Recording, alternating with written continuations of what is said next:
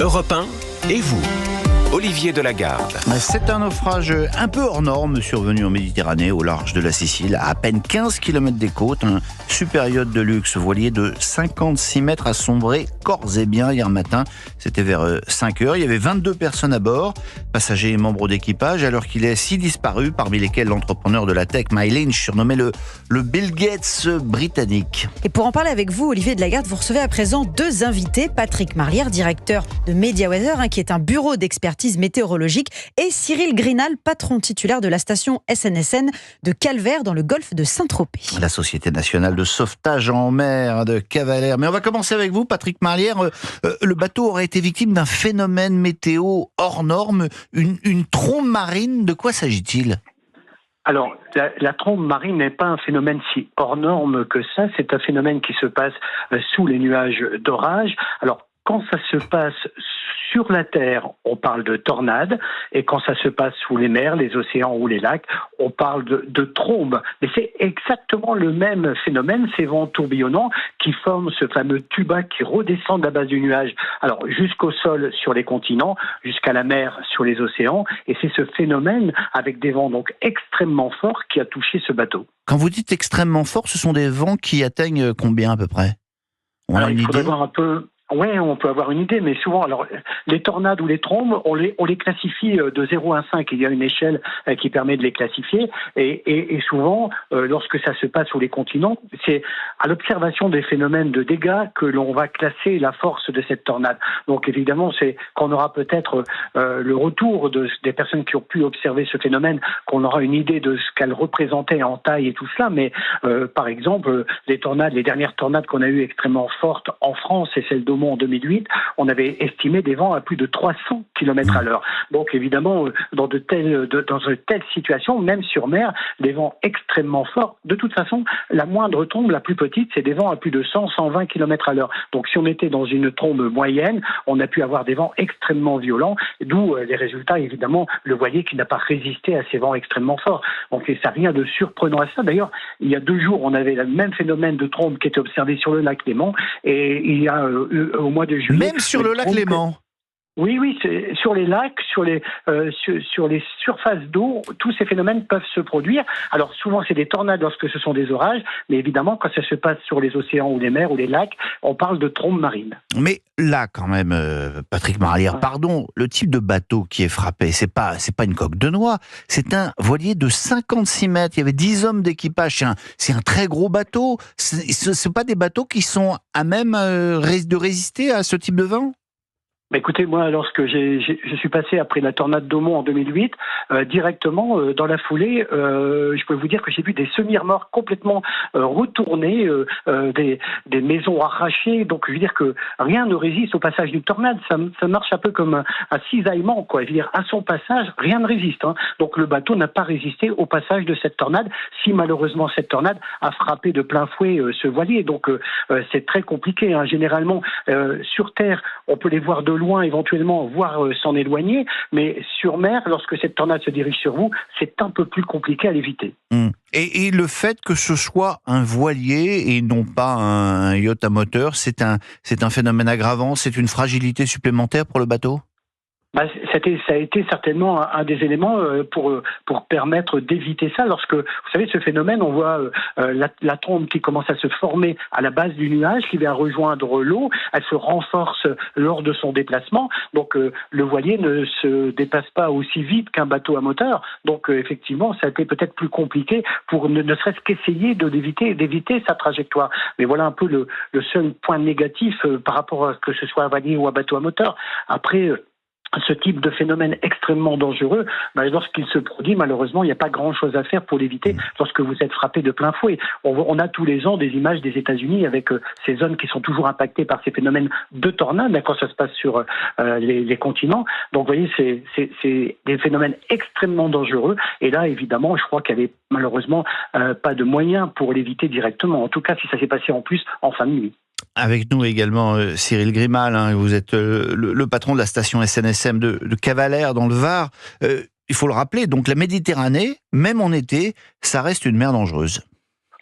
Oui, bonjour. Bonjour. Effectivement, on peut être rapidement surpris, et puis la typologie des plaisanciers qu'on retrouve l'été sur la Méditerranée sont souvent des personnes qui vont venir pour en profiter pendant une semaine, qui vont pas se méfier, qui vont se laisser berner par une météo clémente pendant plusieurs jours, et puis effectivement, quand on a un phénomène climatique intense, des fois les mouillages sont pas adaptés, les sorties se font quand même alors qu'il vaudrait mieux avoir un peu de prudence et rester au port.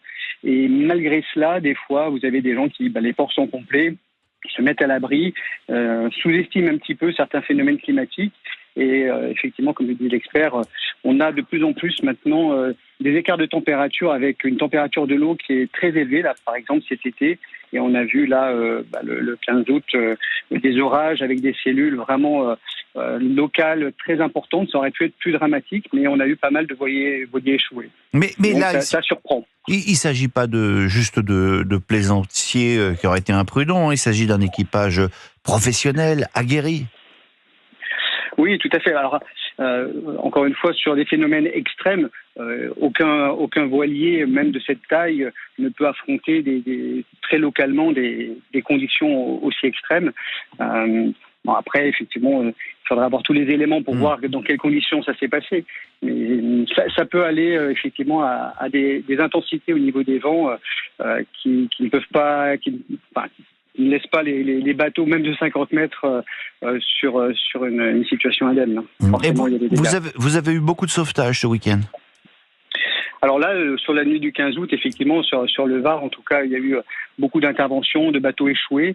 Moi, je suis intervenu à 5h30 du matin, en plein orage, entre le Cap Lardier et le Cap Taillat, qui sont des caps qui sont très fréquentés autour du golfe de Saint-Tropez.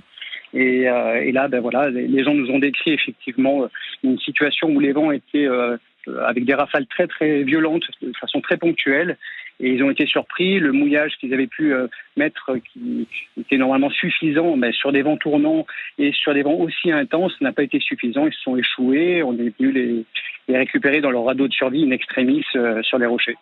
Alors là, le naufrage ne s'est pas déroulé dans votre zone d'intervention.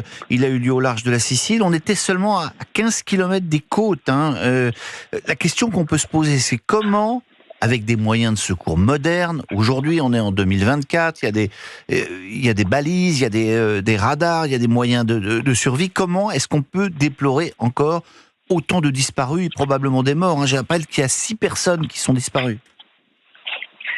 Alors, il y a peut-être la préparation. C'est vrai que quand les gens partent l'été et que les conditions météo au départ sont très bonnes, ils sont peut-être pas suffisamment préparés pour accéder aux gilets de sauvetage, aux radeaux de survie, leur utilisation. Nous, à la SNSM, on essaye plusieurs fois dans l'été, à chaque fois, de faire, lorsqu'il y a des manifestations, des occasions, de montrer comment on utilise un radeau de survie, qu'est-ce qui se trouve à l'intérieur, comment utiliser sa brassière, comment se comporter en cas de souci sur un bateau. Mais ça suffit peut-être pas encore assez. Et il faut continuer à communiquer sur tous ces bons gestes et les actions à tenir en cas de péril. Et à votre avis, les secours sont intervenus suffisamment tôt? Alors, je ne m'exprimerai pas là-dessus, parce qu'en fait, je ne sais pas de quelle manière ils sont intervenus et dans quelles conditions. Ce qui est sûr, c'est que, pour vous citer l'exemple que je venais d'évoquer du 15 août, le temps de se mettre en marche et ensuite d'arriver sur place, lorsque justement les conditions météo sont mauvaises, ça rend justement l'accès au secteur encore plus difficile, ça prend du temps. Nous concernant, en tout cas pour la France, ce sont des bénévoles. En général, on a 15 minutes pour larguer les amarres et ensuite pour arriver sur zone. En mer, en général, vous mettez entre 15 et 20 minutes, suivant les secteurs qui sont couverts par les stations SNSM. Donc, ça laisse quand même, malheureusement, toujours un petit délai de 40-50 minutes. Patrick Marlière, ça vous paraît pas incroyable qu'aujourd'hui, on déplore autant de disparus sur un naufrage de ce type? Je ne sais pas malheureusement quelle a été la préparation de ce transport, mais en tout cas, je pense si on compare à des déplacements aussi importants, donc que ce soit par air ou par mer, donc les avions, lorsqu'ils préparent un plan de vol, ils savent quelles sont les conditions météo au départ, sur le trajet et à l'arrivée. Donc là, en démarrant, je pense que si le bateau, je ne sais pas comment a été préparé ce voyage, mais en tout cas, comme il y avait une activité orageuse importante et comme ça a été soulevé à l'instant, la température de la Méditerranée est à plus de 28 ou 30 degrés, donc ce qui favorise encore plus d'ailleurs l'évaporation et qui favorise encore plus le développement de ces nuages d'orage. Donc on n'est pas surpris si les prévisions météo à court terme comme ça annonçaient ces orages. Et puis il y a aussi les radars météo. Alors voilà, tous les éléments, je ne sais pas quels étaient leurs moyens en tout cas à bord de ce bateau, mais s'il y a un voilier de telle taille, je pense qu'il y avait des moyens auprès de la direction de la commande de ce bateau, parce que on a aujourd'hui les moyens techniques pour ne pas être surpris par une activité orageuse aussi importante. Mais la Méditerranée est parfois surprenante. Je me souviens de ce qui s'était passé en Corse avec les orages extrêmement violents qui avaient tapé l'île là aussi en fin de nuit et qui avaient fait malheureusement des victimes. Donc la Méditerranée avec des températures très élevées favorise ce type de situation météo. Et même si on prépare le voyage, même si on prépare le suivi de l'évolution du temps, il est extrêmement difficile de voir comment ces nuages d'orage peuvent provoquer à tel ou tel endroit. Déjà sur Terre, c'est compliqué, donc sur mer, ça l'est encore davantage, de là où va se passer la tornade qui malheureusement a frappé ce voilier. Mais ce que vous nous dites, c'est que l'une des raisons de la puissance de ces tornades, c'est l'augmentation de la température de l'eau. Ça veut dire qu'avec les phénomènes de réchauffement climatique, il faut s'attendre à ce que ce type de phénomène se reproduise? Inévitablement, regardez ce qui se passe en métropole.